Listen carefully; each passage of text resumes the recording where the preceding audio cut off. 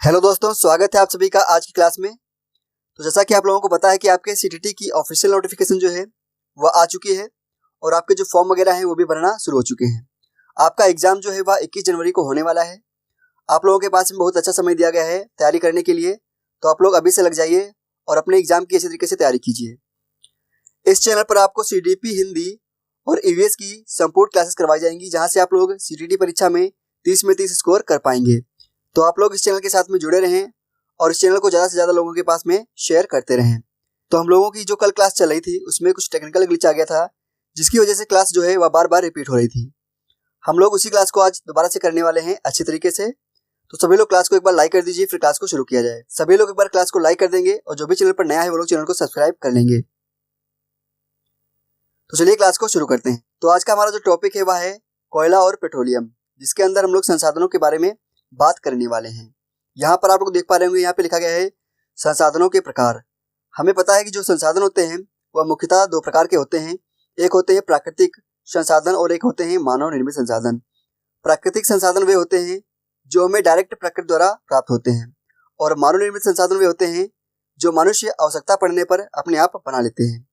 तो संसाधनों के प्रकार कितने होते हैं? संसाधनों के प्रकार दो होते हैं। एक होता है प्राकृतिक संसाधन और दूसरा होता है मानव निर्मित संसाधन। आगे बढ़ते हैं। अब यहाँ पर प्राकृतिक संसाधनों के बारे में लिखा गया है जो संसाधन प्रकृति से प्राप्त होते हैं और अधिक संशोधन के बिना उपयोग में लाए जाते हैं, प्राकृतिक संसाधन कहलाते हैं। कौन से? वे संसाधन जो प्रकृति से प्राप्त होते हैं और बिना अधिक संशोधन के उपयोग में लाए जा सकते हैं, प्राकृतिक संसाधन कहलाते हैं। वायु जिसमें हम सांस लेते हैं, हमारी नदियाँ और झीलों का जल, मृदा और खनिज सभी प्राकृतिक संसाधन हैं। इन संसाधनों में से बहुत से प्रकृति के निःशुल्क उपहार हैं और सीधे ही उपयोग में लाए जा सकते हैं। आगे लिखा है कुछ परिस्थितियों में प्राकृतिक संसाधन का सबसे अच्छी तरह उपयोग करने के लिए औजारों और औद्योगिकी की आवश्यकता हो सकती है। तो यहाँ पर आप लोग प्राकृतिक संसाधन के बारे में देख पा रहे होंगे। अभी हम लोग इनसे रिलेटेड क्वेश्चन भी करेंगे, तो आप लोग कहीं जाइएगा मत और इन पॉइंट्स को आप लोग नोट करते चलिएगा, क्योंकि यहाँ से आपकी सीटीटी एग्जाम में काफी बार क्वेश्चन पूछे जा चुके हैं। आगे यहाँ पे लिखा गया है प्राकृतिक संसाधनों को विस्तृत रूप से नवीकरणीय और अनवीकरणीय संसाधनों में विभाजित किया गया है। अब आपके जो प्राकृतिक संसाधन हैं उनको भी दो भागों में बांटा गया है। कौन कौन से? नवीकरणीय और अनवीकरणीय, जिसमें से हमारा पहला है नवीकरणीय संसाधन। नवीकरणीय संसाधन क्या होते हैं उसके बारे में हम लोग बात करेंगे। लिखा गया है नवीकरणीय संसाधन वे संसाधन हैं जो शीघ्रता से नवीकृत अथवा पुनः पूरित हो जाते हैं, यानी वे संसाधन जो शीघ्रता से दोबारा बन जाते हैं या फिर दोबारा से रिकवर हो जाते हैं। इनमें से कुछ असीमित हैं और उन पर मानवीय क्रियाओं का प्रभाव नहीं पड़ता है, जैसे सौर ऊर्जा और पवन ऊर्जा। आगे लिखा गया है लेकिन फिर भी कुछ नवीकरणीय संसाधनों जैसे जल, मृदा और वनों का लापरवाही से किया गया उपयोग भंडार को प्रभावित कर सकता है। जल असीमित नवीकरणीय संसाधन प्रतीत होता है, फिर भी जल की कमी और प्राकृतिक जल स्रोतों का सूखना आज विश्व में बहुत से भागों में एक बड़ी समस्या बन गई है। दूसरा हमारा है अनवीकरणीय संसाधन। हम लोग बात करेंगे अनवीकरणीय संसाधन के बारे में। वे संसाधन जिनका भंडार सीमित है, भंडार के एक बार समाप्त होने के बाद में नवीकृत अथवा पुनः पूरित होने में हजारों वर्ष लग जाते हैं। यह अवधि मानव के जीवन की अवधि से बहुत ज्यादा अधिक है। इस प्रकार के संसाधन अनवीकरणीय संसाधन कहलाते हैं। कोयला, पेट्रोलियम तथा प्राकृतिक गैसें इसके कुछ उदाहरण हैं। नवीकरणीय संसाधन क्या होते हैं?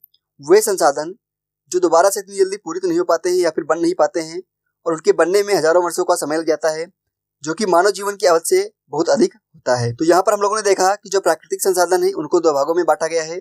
एक है नवीकरणीय और दूसरा है अनवीकरणीय। नवीकरणीय संसाधनों में कौन कौन से आते हैं?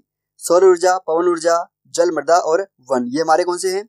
ये हमारे नवीकरणीय संसाधन में आते हैं। जबकि जो हमारे अनवीकरणीय संसाधन है वो कौन कौन से हैं? वे हमारे हैं कोयला, पेट्रोलियम तथा प्राकृतिक गैसें। ये हमारे कौन से हैं? ये हमारे अनवीकरणीय संसाधन हैं, जिनके पुनः पूरित होने में हजारों वर्षों का समय लग जाता है, जो कि मानव जीवन की अवधि से बहुत अधिक होता है। आगे देखते हैं। अब हम लोगों ने जो भी नवीकरणीय और अनवीकरणीय संसाधनों के बारे में बात करी, उनके संरक्षण के बारे में यहाँ पर लिखा गया है कि उनका संरक्षण हमें कैसे करना चाहिए। यहाँ पे लिखा गया है संसाधनों का सतर्कतापूर्वक उपयोग करना और उन्हें नवीकरण के लिए समय देना संसाधन संरक्षण कहलाता है। संसाधनों का उपयोग करने की आवश्यकता और भविष्य के लिए उनके संरक्षण में संतुलन बनाए रखना सतत पोषणीय विकास कहलाता है। क्या होता है? संसाधनों का उपयोग करने की आवश्यकता और भविष्य के लिए उनके संरक्षण में संतुलन बनाए रखना ही सतत पोषणीय विकास कहलाता है। संसाधनों के संरक्षण के अनेक तरीके हैं जो आगे लिखे गए हैं, हम लोग अभी उनके बारे में भी बात करेंगे। अब यहाँ पर आपके सामने एक शब्दावली लिखी गई है जिसके अंदर सस्टेनेबल डेवलपमेंट यानी सतत पोषणीय विकास के बारे में लिखा गया है। इसमें लिखा गया है संसाधनों का सावधानी पूर्वक उपयोग ताकि न केवल वर्तमान पीढ़ी अपितु भावी पीढ़ियों की आवश्यकताएं भी पूरी होती रहें। तो आप लोग सतत पोषणीय विकास में यहाँ पर इसको पढ़ सकते हैं। अब यहाँ पर सतत पोषणीय विकास के कुछ सिद्धांत लिखे गए हैं, हम लोग इनको एक बार पढ़ लेते हैं क्योंकि यहाँ से आपका क्वेश्चन एक बार पूछा गया था, जिसमें से पहला यहाँ पर लिखा गया है जीवन के सभी रूपों का आदर और देखभाल करना। दूसरे में लिखा गया है मनुष्य जीवन की गुणवत्ता को बढ़ाना। तीसरे में लिखा गया है पृथ्वी की जीवन शक्ति और विविधता का संरक्षण करना। चौथे में लिखा गया है प्राकृतिक संसाधनों के ह्रास को कम से कम करना। पांचवें में लिखा गया है पर्यावरण के प्रति व्यक्तिगत व्यवहार और अभ्यास में परिवर्तन करना। छठवें में लिखा गया है समुदाय को अपने पर्यावरण की देखभाल करने के योग्य बनाना। तो सतत पोषणीय विकास के जो सिद्धांत हैं उनको यहाँ पर डिटेल में लिखा गया है, आप लोग चाहें तो इनको नोट डाउन कर सकते हैं। आगे यहाँ पर कोयले की कहानी करके एक हेडिंग लिखी गई है जिसके अंदर लिखा गया है वायु में गर्म करने पर कोयला जो है वह जलता है और मुख्य रूप से कार्बन डाइऑक्साइड गैस उत्पन्न करता है।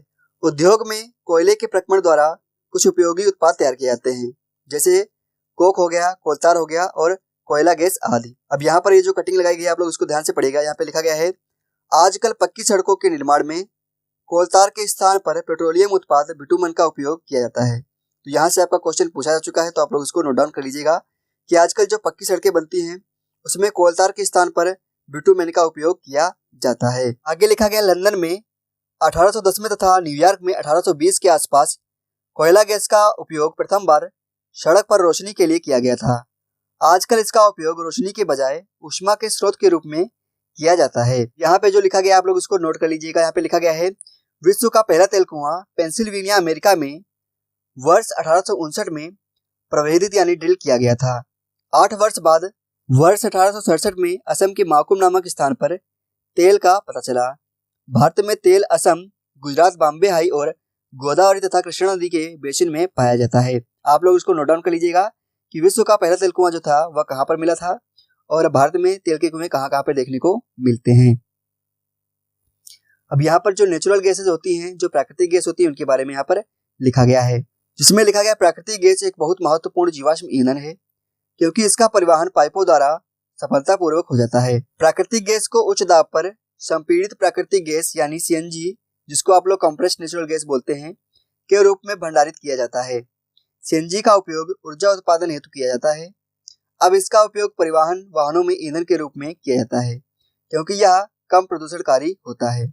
यह एक स्वच्छ ईंधन है। भारत में प्राकृतिक गैस के विशाल भंडार हमारे देश के प्राकृतिक गैस त्रिपुरा, राजस्थान, महाराष्ट्र और कृष्णा गोदावरी डेल्टा में पाई जाती हैं। आगे हम लोग आज की क्लास से रिलेटेड क्वेश्चन करने वाले हैं। उससे पहले एक छोटी सी इन्फॉर्मेशन है, जिसको भी मास्टर्स अड्डा ऐप से नोट्स को खरीदना है वो लोग अभी नोट्स को खरीद सकते हैं। अभी हमारी ऐप पर ऑफर चल रहा है, जहां पर अगर आप लोग कोई 3 नोट्स परचेज करते हैं तो 50 रुपये, कोई 4 नोट्स परचेज करते हैं तो 100 रुपये, अगर आप लोग कोई 5 नोट्स परचेज करते हैं तो 125 रुपये की छूट वहां पर आपको देखने को मिल जाएगी। नोट्स बहुत ही बेहतरीन बनाए गए हैं, जिनसे पढ़कर हजारों बच्चों ने न सिर्फ एग्जाम क्वालिफाई किया बल्कि सीटी परीक्षा में अच्छा स्कोर भी किया है। यह जो ऑफर चल रहा है, यह ऑफर सीमित समय तक है। कुछ समय के बाद में इस ऑफर को समाप्त कर दिया जाएगा, तो ऑफर समाप्त हो उससे पहले आप लोग इन नोट्स को परचेज कर लीजिए। तो जिसको भी नोट्स परचेज करना है वो लोग डिस्क्रिप्शन बॉक्स में दिए गए वीडियो को देख सकते हैं। चलिए आज के क्वेश्चंस को कर लेते हैं। हमारा पहला क्वेश्चन है पेट्रोलियम तथा कोयले को अनवीकरणीय ईंधन कहा जाता है क्योंकि ये। चलिए क्वेश्चन नंबर फर्स्ट का आंसर दीजिए। पेट्रोलियम तथा कोयले को अनवीकरणीय ईंधन क्यों कहा जाता है? क्वेश्चन नंबर फर्स्ट का सभी लोग आंसर देंगे। कोयले तथा पेट्रोलियम को अनवीकरणीय ईंधन क्यों बोला जाता है? तो हमें पता है जो पेट्रोलियम और कोयला है इनके बनने में हजारों वर्षों का समय लग जाता है, इसीलिए इन्हें अनवीकरणीय संसाधन बोला जाता है। इसका आंसर नंबर 4 यहाँ पर बिल्कुल सही हो जाएगा। नेक्स्ट क्वेश्चन हमारा क्वेश्चन नंबर 2, निम्नलिखित में से कौन सा अनवीकरणीय ऊर्जा का रूप है? चलिए क्वेश्चन नंबर 2 का आंसर दीजिए। इनमें से कौन सा अनवीकरणीय ऊर्जा का रूप है? ऑप्शन नंबर फर्स्ट में है सौर ऊर्जा, सेकंड में है भूतापीय ऊर्जा, थर्ड में है प्राकृतिक गैस और फोर्थ में है ज्वारीय ऊर्जा। चलिए क्वेश्चन नंबर सेकंड का आंसर दीजिए सभी लोग। निम्नलिखित में से कौन सा अनवीकरणीय ऊर्जा का रूप है?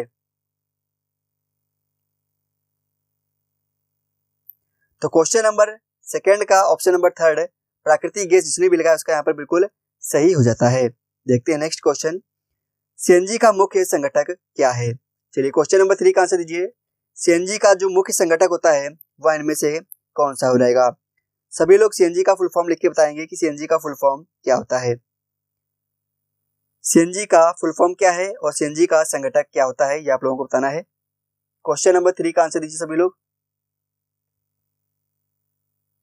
तो क्वेश्चन नंबर 3 का आंसर नंबर 4 जिसने भी लगाया मेथेन उसका यहाँ पर बिल्कुल सही हो जाता है। तो सभी लोग सीएनजी का फुल फॉर्म लिखेंगे, तब तक हम लोग नेक्स्ट क्वेश्चन को देख लेते हैं। नेक्स्ट क्वेश्चन है हमारा क्वेश्चन नंबर 4। सभी लोग ध्यान से पढ़िए फिर इसका आंसर दीजिए। क्वेश्चन नंबर 4 का आंसर क्या हो रहेगा। क्वेश्चन नंबर 4 को सभी लोग ध्यान से पढ़ें फिर इसका आंसर दीजिए।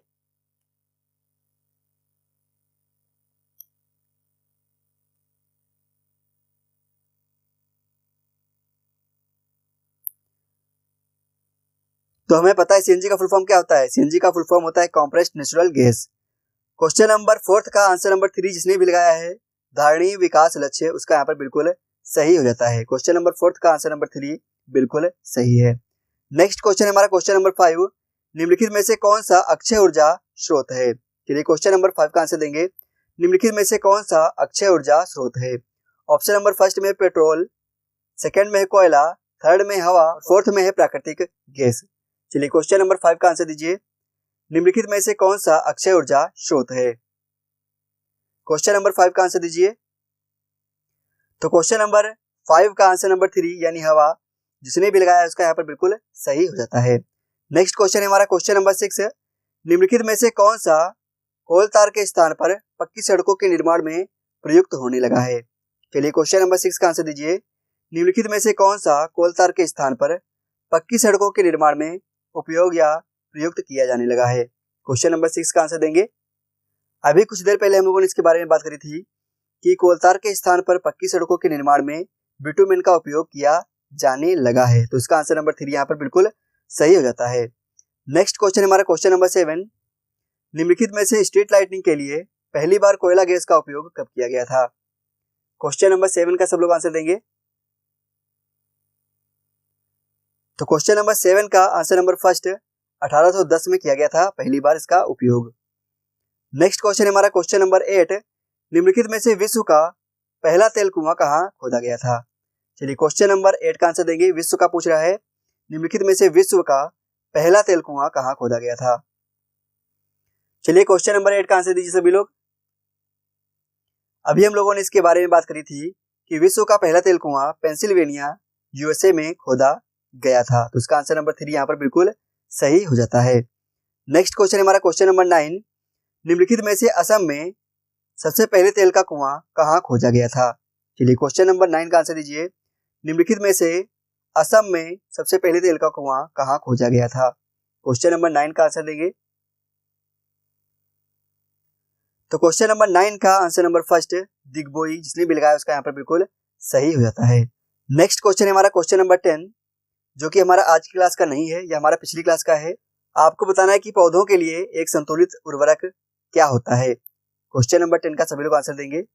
ऑप्शन नंबर फर्स्ट में लिखा गया है यूरिया, सेकंड में लिखा गया खाद, थर्ड में लिखा गया चूने का फास्फेट और फोर्थ में लिखा गया अमोनियम सल्फेट। चलिए क्वेश्चन नंबर 10 का आंसर दीजिए। तो क्वेश्चन नंबर 10 का आंसर नंबर सेकंड खाद जिसने भी लगाया उसका यहाँ पर बिल्कुल सही हो जाता है। तो ये थी आज की हमारी क्लास। उम्मीद है आप लोगों को आज की क्लास अच्छी लगी होगी। अगर आप लोगों को क्लास अच्छी लगी है तो क्लास को लाइक करने के साथ में अपने उन फ्रेंड्स के पास में जरूर शेयर करिएगा जो सीटीटी एग्जाम की तैयारी कर रहे हो। चलिए मिलते हैं आप लोगों को नेक्स्ट वीडियो में, तब तक के लिए जय हिंद जय भारत।